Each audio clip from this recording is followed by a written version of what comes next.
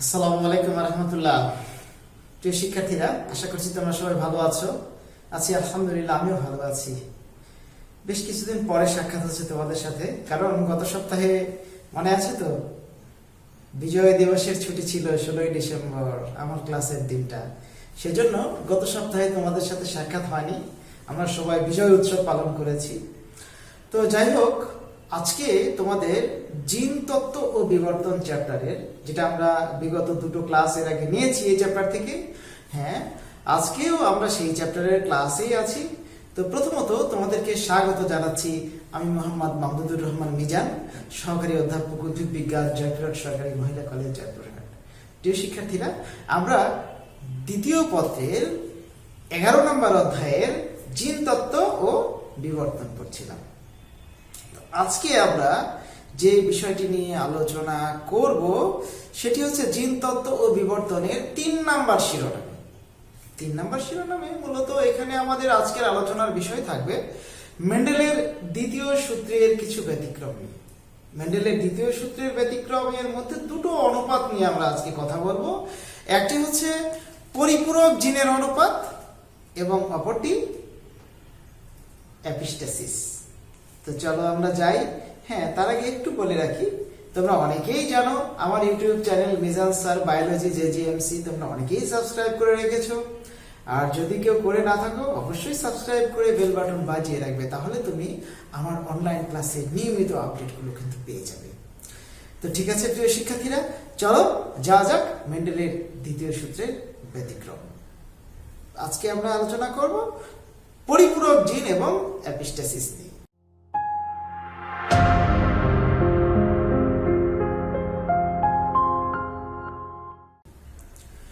তো দ্বিতীয় সূত্রের অনুপাত আমরা দেখেছিলাম কি, তোমাদের মনে আছে তো?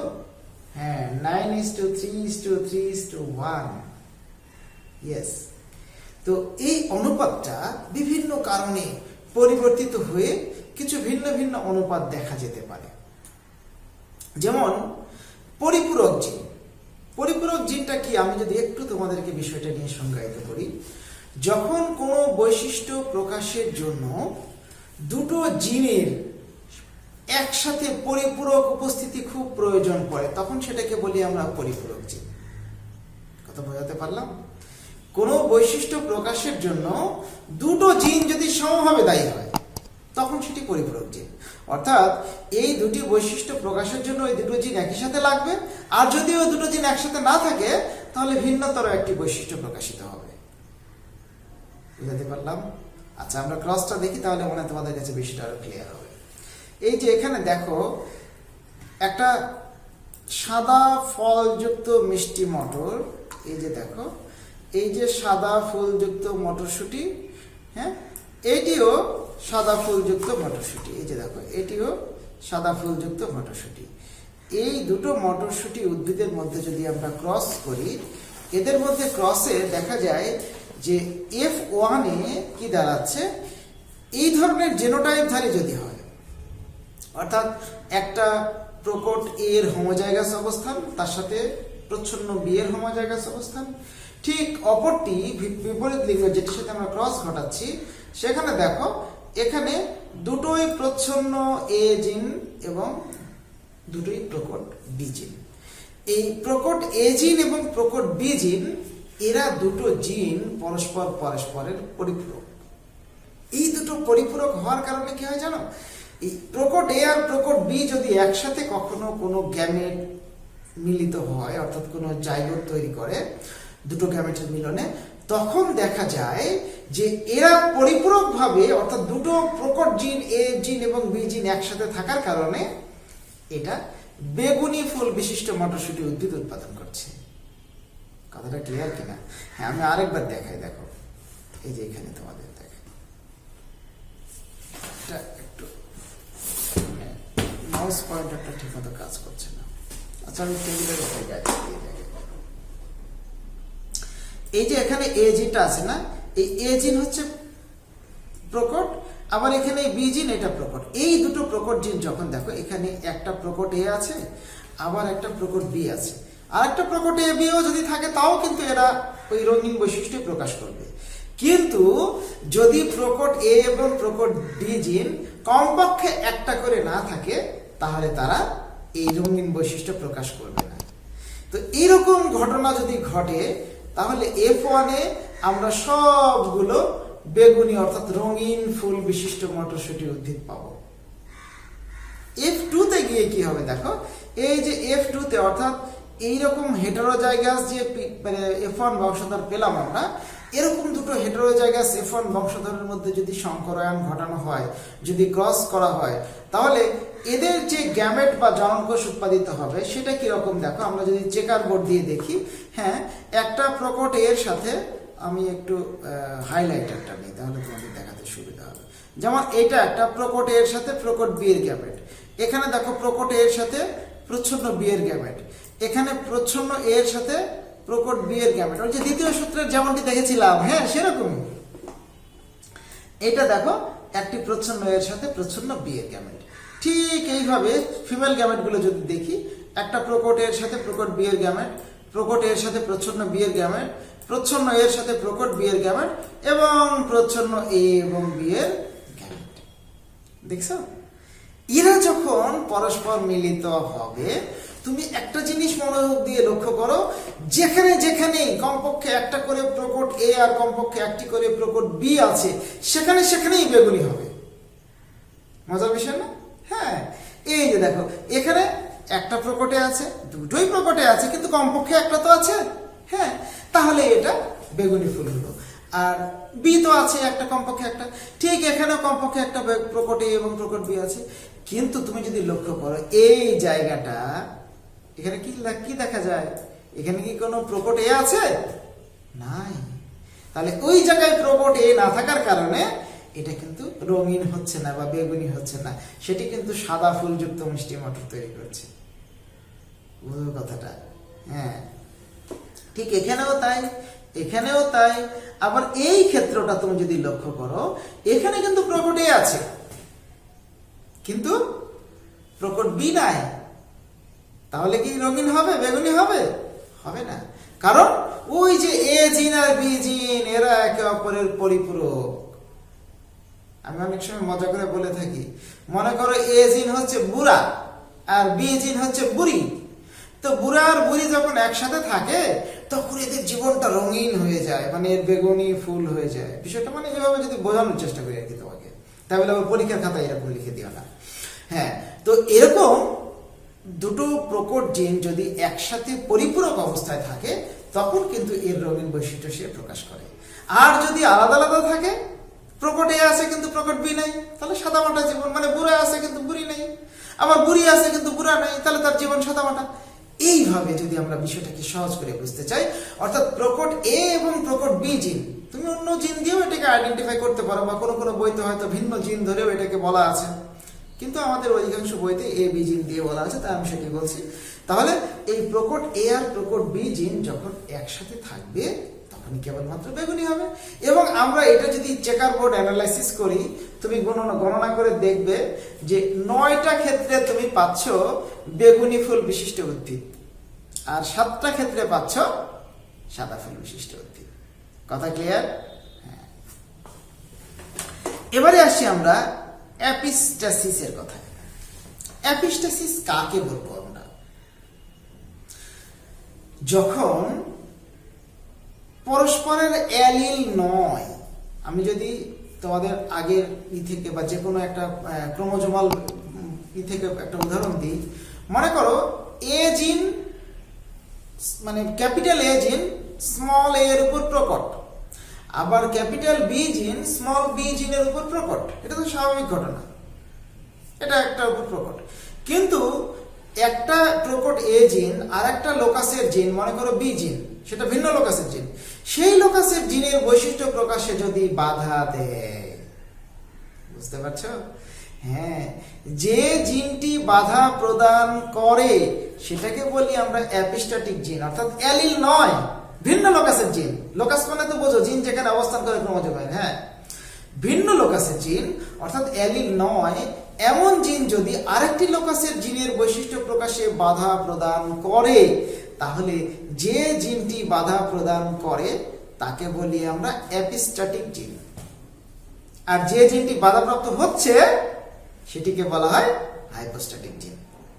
আর এই বাধা দেওয়া আর বাধা পাওয়া, মানে মার দেওয়া আর মায়ের খাওয়া, এই মার খাওয়া মার দেওয়ার প্রক্রিয়াকে আমরা বলছি এপিস্টাসিস। এই এপিস্টাসিসের কারণে দেখো মেন্ডেলের এই দ্বিতীয় সূত্রের যে অনুপাত 9:3:3:1 এইটি পরিবর্তিত হয়ে ক্ষেত্র বিশেষে 13:3 হয়। 13:3 কিভাবে হয় আমরা যদি একটু উদাহরণটা লক্ষ্য করি, দেখো একটা সাদা লেঘর্ন মোরগ, মোরগটা মুরগি কি বলবো, হ্যাঁ এই যে এখানে পুংলিঙ্গের চিহ্ন দেওয়া আছে, তাহলে এটা মোরগ নিয়েছি আমরা, তাহলে আমরা মোরগই করবো, ঠিক আছে। একটা সাদা লেঘর্ন, হোয়াইট লেঘর্ন যেটাকে বলি আমরা, হ্যাঁ এই হোয়াইট লেঘর্ন মোরগের সাথে আমরা একটা সাদা ওয়াইন ডটস, হ্যাঁ এটিও সাদা ওটিও সাদা, এরকম দুটো সাদা লেঘর্ন আর ওয়াইন ডটস মোরগ মুরগির মধ্যে যদি আমরা সংকরায়ন করি তাহলে সবগুলো মোরগ মুরগি পাওয়া যায় সাদা। এখানে খেয়াল করো এই আই জিন, এখানে সাদা লেঘর্নের যে জিনোটাইপ, একটা প্রকট আই আর একটা প্রকট আই আর দুটোই প্রকট সি, এই প্রকট সিটা কিন্তু রঙিন পালকের জন্য দায়ী। প্রকট সিটা রঙিন পালকের জন্য দায়ী। আর এই আইটা হচ্ছে বাধাদানকারী জিন, ইনহিবিটরি জিনও বলা হয় এটাকে, বাধাদানকারী জিন। এই আই জিন ভিন্ন লোকাসের, সি এর লোকাসের না কিন্তু ভিন্ন লোকাসের জিন, তারপরও ও সি এর বৈশিষ্ট্য প্রকাশে বাধা প্রদান করছে। তাহলে আই জিনটা কি এপিস্ট্যাটিক আর এই সি জিনটা হাইপোস্ট্যাটিক জিন। এই বাধা প্রদানের জন্য দেখো সি তার রঙিন পালকের যে বৈশিষ্ট্য সেটি কিন্তু প্রকাশ করতে পারছে না, হচ্ছে কি সাদা। তো এরকম সাদা লেঘর্ন এবং সাদা ওয়াইন ডটস, এখানে সাদা হওয়ার কারণ কি জানো, এখানে কোনো প্রকট সি জিন নাই সাদা ওয়াইন ডটের এই জিনোটাইপে। প্রকট সি জিন থাকলে তো সেটা রঙিন হতোই, এই জিনটিও নাই, কারণ প্রকট সি জিন হচ্ছে রঙিনের জন্য দায়ী। তো এরকম দুটো সাদা মোরগ মুরগির মধ্যে ক্রস যদি করা হয় তাহলে F1 বংশধরে আমরা সবগুলোই সাদা পাবো। কেন? এখানে সি জিন আছে তারপরে সাদা কেন পাচ্ছি? কারণ কি? কারণ হ্যাঁ এপিস্ট্যাটিক জিন, আই জিনটা কি ভিন্ন লোকাসের জিন হলেও সে ওই সি জিনকে বাধা প্রদান করছে, এপিস্ট্যাটিক জিন হিসেবে আছে। ওকে, তো এই অবস্থায় যখন যাচ্ছে, অর্থাৎ F1 বংশধরের দুটো জীব যখন পরস্পরের সাথে সংকরায়ন করে ক্রস করে F2-র জন্য গ্যামেট তৈরি করছে, তখন দেখো কি হচ্ছে, এরকম দুটো হেটারোজাইগাস সাদার মধ্যে ক্রস করলে আমরা যদি এই চেকার বোর্ডটা দেখি, লক্ষ্য করো, অর্থাৎ ওই আগের মতোই চেকার বোর্ড, অর্থাৎ সি আই সি, বড় আই বড় সি, হ্যাঁ বড় আই ছোট সি, ছোট আই বড় সি, ছোট আই ছোট সি, এটা হচ্ছে বড় আই বড় সি, বড় আই ছোট সি, হ্যাঁ ছোট আই বড় সি, ছোট আই ছোট সি। এগুলোর মধ্যে যদি আমরা ক্রস করে দেখি, দেখো তুমি এই 16টা সেলের ভিতরে, মানে 16টা যে আমরা চেকার বোর্ডের ঘর করেছি, এই 16টা ঘরের মধ্যে যেখানে কমপক্ষে একটা বড় হাতের আই পাবে, মানে একটা প্রকট আই জিন পাবে, সেখানেই সে সাদা বৈশিষ্ট্য প্রকাশ করবে। অর্থাৎ প্রকট সি থাক আর যাই থাক, কারো বৈশিষ্ট্যকে সে প্রকাশিত হতে দেবে না। তার মানে আই হচ্ছে কি পাড়ার মাস্তান, আয় আছে তো কেউ নাই, মানে আমি আমার বৈশিষ্ট্য প্রকাশ করবো, এইরকম অবস্থা, ঠিক আছে। তো এই আই জিনটাকে ওই জন্য বলি আমরা এপিস্ট্যাটিক জিন। এই জিন থাকলে সে সি এর বৈশিষ্ট্য প্রকাশ হতে দেবে না। কথাটা বোঝাতে পারছি কিনা, একটু মনোযোগী হয়ে, এগুলো কিন্তু পরীক্ষার জন্য খুবই খুবই ইম্পর্টেন্ট, এই এপিস্ট্যাটিক জিনের অনুপাতটা। হ্যাঁ, তো সেক্ষেত্রে আমরা 12টা, যেমন দেখো এই টোটাল চেকার বোর্ড যদি তুমি লক্ষ্য করো, দেখতে পাবে 12টা ক্ষেত্রে, মানে 16টার মধ্যে 12টা ক্ষেত্রেই কমপক্ষে একটা হলেও বড় আয় আছে। হ্যাঁ তাই, শুধুমাত্র এই যে রঙিন এইটা এইটা এইটা, এটার কথা আমি পরে আসতেছি। তাহলে এই যে 12টা, বাকি যে এটাও বাদ দিয়ে রাখলাম আপাতত। হ্যাঁ, এই 12টাতে তুমি কমপক্ষে একটা করে হলেও প্রকট আয় পাবে। তার মানে ওই সবগুলো সাদা। আর এই যে রঙিন যে 3টাকে আমি মার্ক করেছি, এখানে কি কোনো প্রকট আই জিন আছে? নাই। নাই জন্যই কিন্তু প্রকট সি জিন আছে, যেটা রঙিন বৈশিষ্ট্যের জন্য, রঙিন পালক উৎপাদনের জন্য দায়ী, তাই এই 3টা ক্ষেত্রে রঙিন হয়েছে। আর যেখানে কেউ নাই, প্রকট আয়ও নাই, প্রকট সিও নাই, ওই যে সাদা ওয়াইন ডটের মতো, সে তো সাদা হবেই। তার মানে টোটাল সাদা কতগুলো দাঁড়ালো? ওই 12টা আর এই 1টা, 13টা। আর রঙিন পেলাম কয়টা? 3টা। অর্থাৎ এই প্রকট অ্যাপিস্ট্যাটিক জিনের কারণে মেন্ডেলিয়ান ইনহেরিটেন্সের যে অনুপাত 9:3:3:1 সেটি পরিবর্তিত হয়ে হচ্ছে কত? 13:3। কঠিন খুব একটা নয়, তুমি একটু প্র্যাকটিস করো, এই কথাগুলো মনে রাখো, দেখবে ইজি। অর্থাৎ এখানে তুমি একটা লিজেন্ড মনে রাখবে যে একটা প্রকট আয় আছে মানেই সে সাদা, আর কোনো কথা নেই। আর প্রকট একটা সি থাকা মানেই সে রঙিন, যদি আয় না থাকে আর কি। আর যদি সিও না থাকে, আয়ও না থাকে, তো সাদা তো হবেই। এইভাবে আমরা মনে রাখবো। আর পরিপূরক জিন কি মনে আছে তো? হ্যাঁ, দুটোই কিন্তু হোমওয়ার্ক। পরিপূরক জিনের ক্রসটা করে চেকার বোর্ড তৈরি করে ছবি তুলে আপলোড করবা, ঠিক এই অ্যাপিস্ট্যাটিক জিনের এটিও চেকার বোর্ড তৈরি করে সুন্দর করে আপলোড করবা। ওকে, তো আজকে একটু স্বল্প সময়ের ক্লাসে নিলাম, কারণ আমি দেখছি কি জানো, খুব বেশি লম্বা ক্লাস নিয়ে খুব একটা লাভ হচ্ছে না। লাভ হচ্ছে না বলতে, ছেলেমেয়েরা এই লম্বা ক্লাস দেখার ব্যাপারে একটু অনাগ্রহী। আমি এর আগে 40 মিনিট, 42 মিনিট, 35 মিনিট, আধা ঘন্টা, অনেক দীর্ঘ সময় ক্লাস দিয়েছি। তাই এখন থেকে সিদ্ধান্ত নিচ্ছি যে ছোট ছোট করে ছোট ছোট বিষয়গুলো পড়াবো, তাহলে তোমাদের ইউটিউবে দেখতেও এগুলো ইজি হবে। তো হোমওয়ার্কটুকু দিয়েই আজকের মতো তোমাদের কাছ থেকে বিদায় নিচ্ছি। তো ধন্যবাদ, সবাই ভালো থেকো। এতক্ষণ মনোযোগ দিয়ে আমার ক্লাস দেখার জন্য আবারও তোমাদেরকে ধন্যবাদ। আল্লাহ হাফেজ।